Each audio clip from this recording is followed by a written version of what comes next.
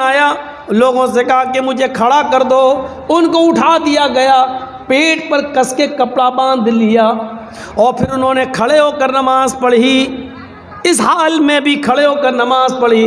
पूछने वाले ने पूछा, अमीरुल मोमिनीन, आपने तो इस हाल में नमाज पढ़ ली, लेकिन आपके बाद अगर किसी की ये कंडीशन हो जाए, किसी का ये हाल हो जाए, उसका पेट फट जाए, खाना पानी दवा सब पेट से निकलने लगे और नमाज का वक्त हो जाए, तो वो कैसे नमाज पढ़ेगा?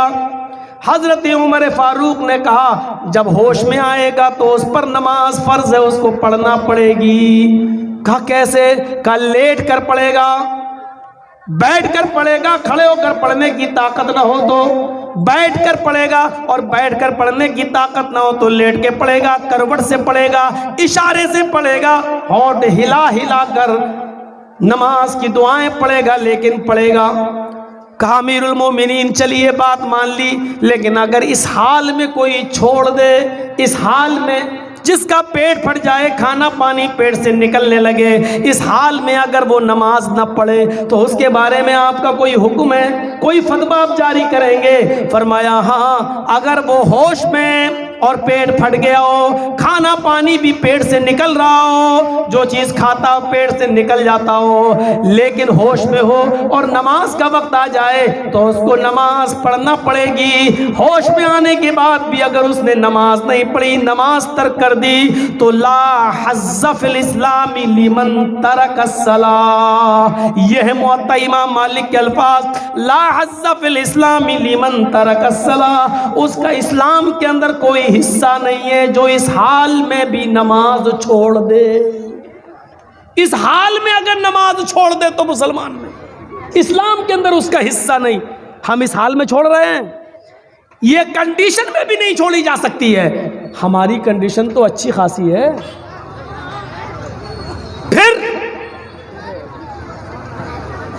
फिर भी हम नमाज से दूर। इनको देख लो, हमारी माँ बहनों को, इनको बड़े बहाने, बच्चे ने पेशाब कर दिया, कपड़ा नापाक हो गया।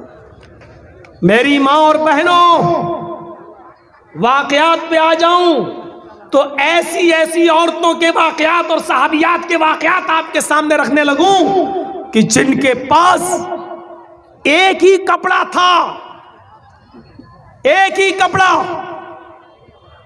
जब नमाज पढ़ने के लिए शौहर फजर की मस्जिद में जाते थे तो इस औरत की चादर जो पहनती थी वो लेकर जाते थे, और नमाज फजर पढ़ने के बाद जब घर पे आते थे तो अपनी बीवी को वो चादर जब दे देते थे तो उनकी बीवी फिर उस चादर में नमाज पढ़ती थी, नमाज अदा करती थी, और पूरी जिंदगी वही एक चादर में गुजारी।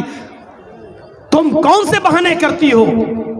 बच्चे ने पेशाब कर दिया, कपड़ा नापाक हो गया, एक एक चादर में नमाजें पढ़ी गई, और मर्द ने भी और औरत ने भी, शौहर ने भी और बीवी ने भी।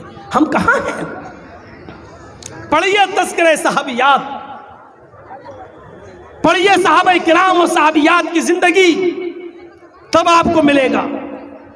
अल्लज़ीना युक़ीमूना अस्सलाह व मिम्मा रज़क़नाहुम युनफ़िक़ून। और अल्लाह ने जो तुम्हें रिज़्क़ दिया है उसमें से खर्च करो। नमाज का कायम करना और अल्लाह के दिए हुए रिज़्क़ में से खर्च करना। यहाँ पर ज़कात की बात नहीं कही गई है, यहाँ पर हर खर्च शामिल है, ज़कात भी इसमें शामिल है। अल्लाह ने आपको दिया है रिज़्क़ तो उसमें से आपको खर्च करना है।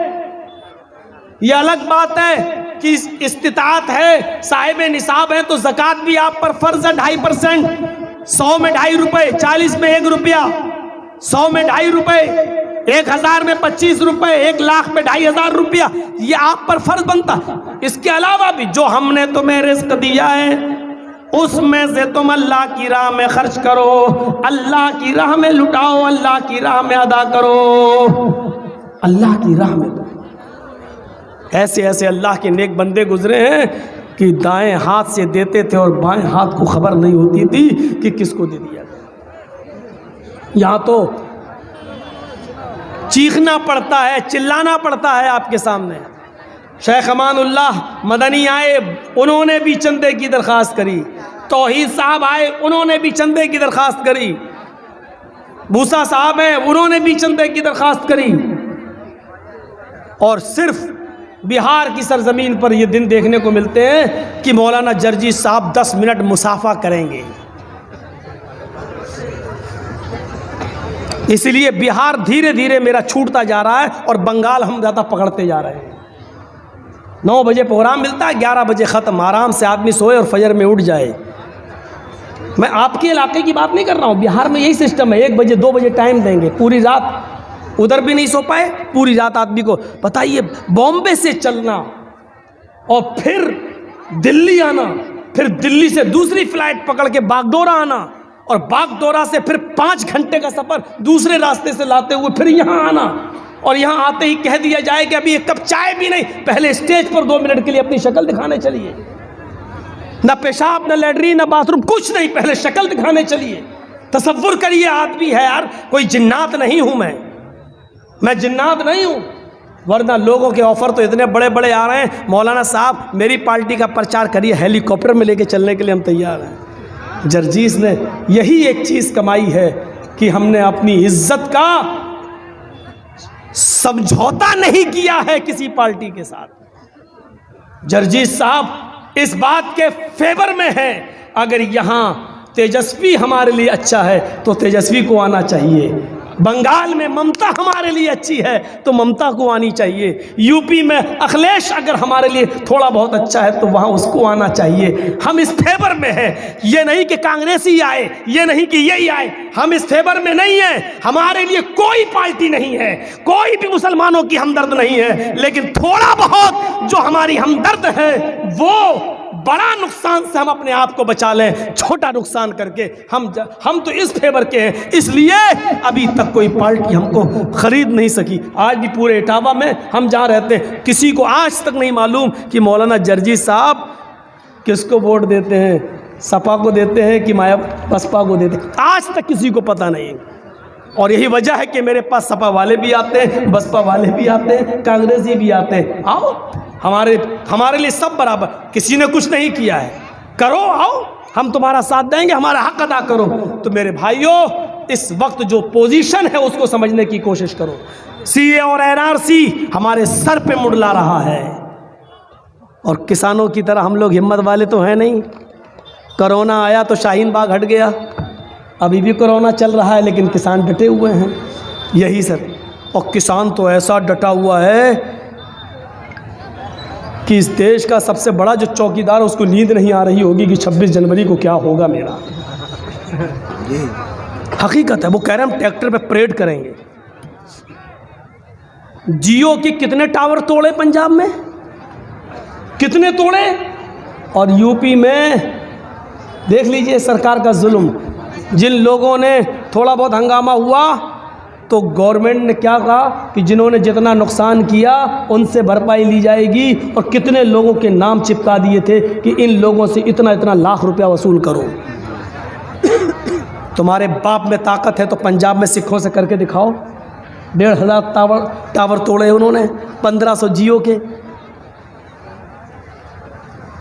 जाना पड़ा कोर्ट की शरण में, बचाओ हमें बचाओ, जाना पड़ा शरण में। तहरीकें जाग चुकी हैं और ये आप भी जानते हैं कि इस वक्त पूरे हिंदुस्तान में ना हिंदू भाई खुश हैं, ना मुसलमान, ना सिख, ना ईसाई, ना किसान, कौन खुश है? कोई खुश नहीं है। लेकिन हाँ, वोट वहीं देंगे,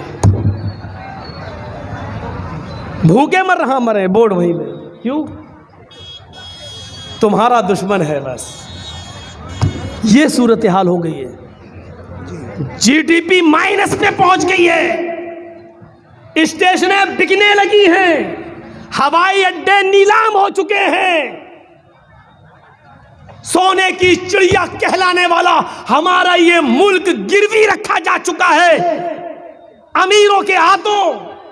फिर भी लोग देशभक्त बने हुए हैं कि देशभक्त देशभक्त देशभक्त। देश की सबसे बड़ी कंपनी BSNL आज आईसीयू पर लेटी हुई है और देश का चौकीदार बीएसएनएल का प्रचार न करते हुए जियो का प्रचार कर रहा हो। हम कहाँ हैं और किस मुल्क में हम रह रहे हैं? मेरे भाइयों, जो सोने की चिड़िया था उसको आज क्या कर दिया गया है, हमें और आपको सोचना पड़ेगा ये। और उससे ज़्यादा हमें ये सोचना पड़ेगा कि हमारी इज्तिमाइयत और हमारी एकता कहाँ जा रही है। एकता, बिहार के चुनाव में हमको कितना बुलाया गया, आप मैं बता नहीं सकता। इस कुर्सी पर बैठा हूँ, अल्लाह को गवाह बना के कहता हूँ, लेकिन मैं बिहार में अपने दोस्तों का, जो लोग बेचारे हमें अपने जलसों में बुलाते थे, एमएलए थे, हमने उनकी भी नहीं मानी। हमने कहा नहीं, हमें इस चीज़ों से दूर रखिए आप।